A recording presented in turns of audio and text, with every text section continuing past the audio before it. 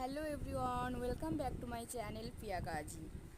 আজকে আমি নিয়ে এসেছি একটা নতুন রেসিপি, বাটার চিকেন কিভাবে করছি সেটা আপনাদের সঙ্গে শেয়ার করব।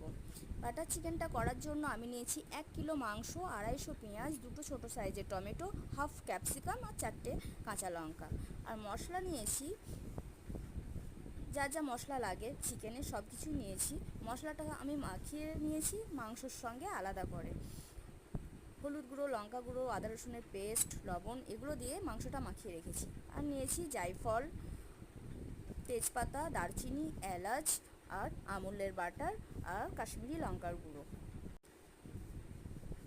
এগুলো রেডি হয়ে গেল। এবার আমি পেঁয়াজটাকে সুন্দরভাবে হালকা করে ভাজলাম। ভাজার পরে টমেটো, ক্যাপসিকাম এগুলো দিয়ে দিলাম। এগুলো দেওয়ার পরে সুন্দর করে মশলাটাকে কষার পরে লঙ্কার গুঁড়ো, আদা রসুনের পেস্ট আরও কিছুটা মশলাতে দিলাম। আর মশলার রঙটা দেখেন খুব সুন্দর এসে গেছে। আর তার সঙ্গে দিয়ে দিলাম বাটার আর দিয়ে দিলাম মাংস।